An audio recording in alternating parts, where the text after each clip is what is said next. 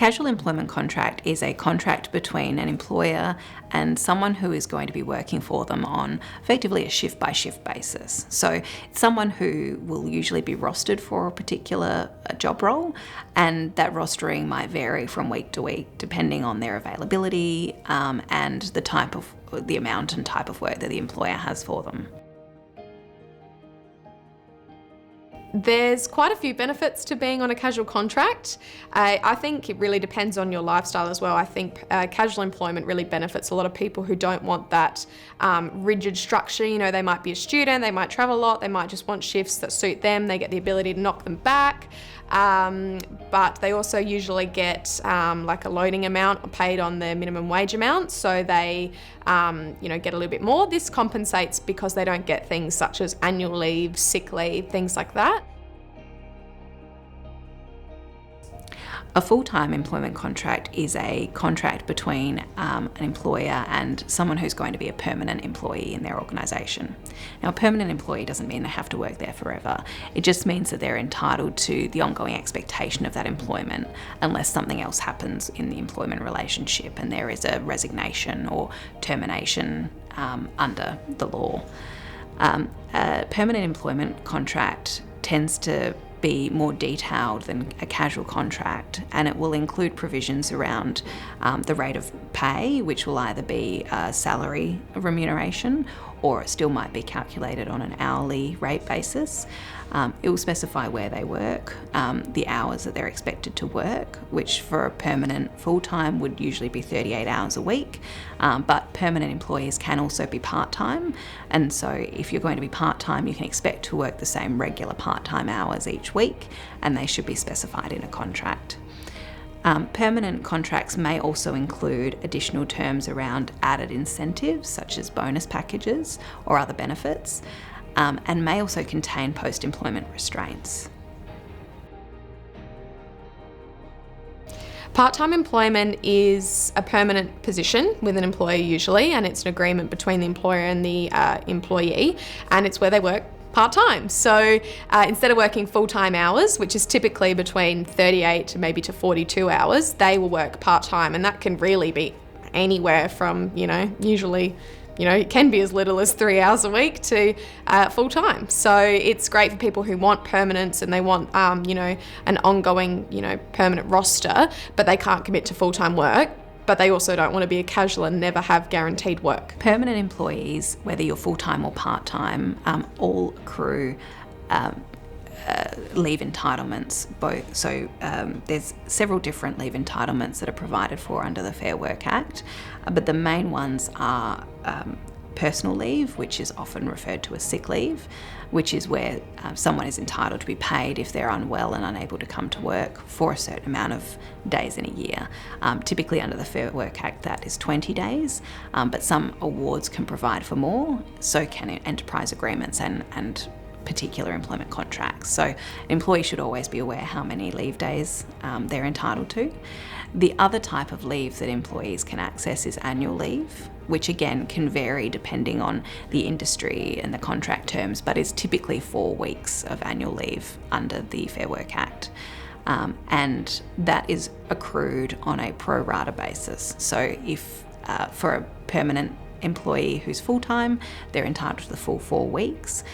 For a part-time, they're entitled to 4 weeks, but based on their part-time hours. A fixed-term contract is an agreement between an employer and an employee, and you're employed for a fixed term. So this could be, 6 months, a year. It shouldn't be longer than 2 years.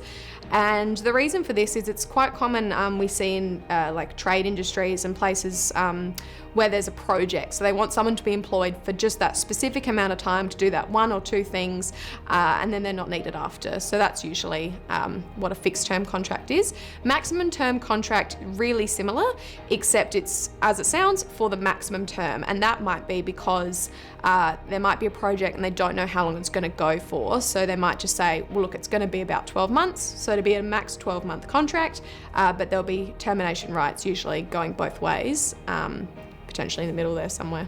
An employee who's employed on a fixed or maximum term contract basis still has the same entitlements that a permanent employee is entitled to. So during that term that they're employed for, they still accrue annual leave and personal leave, and can still take that leave during that term.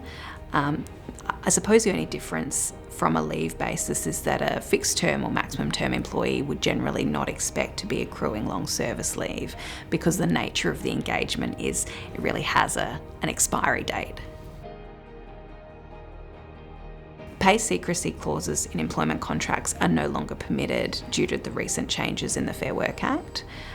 That means that employers cannot require their employees to keep their pay confidential from, say, their colleagues.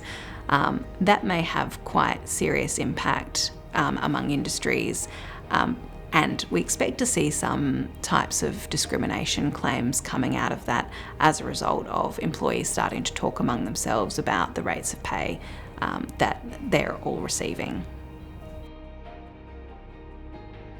It's important to seek legal advice when drafting an employment contract, because we see so many contracts go wrong. An employer needs to cover all the important key commercial terms of the employment arrangement, which might include things that can be a bit tricky, like bonuses, and whether those bonuses should be discretionary or whether they are a fixed part of the remuneration package. Post-employment restraints are another key aspect of employment contracts that are really difficult, and we see a lot of employers get them wrong. It's important to consider what restraints you would ideally like, and then also give some consideration to what may be reasonable considering the employee's role, their level of experience, their length of tenure within your organisation, because there really isn't a one-size-fits-all approach when it comes to post-employment restraints.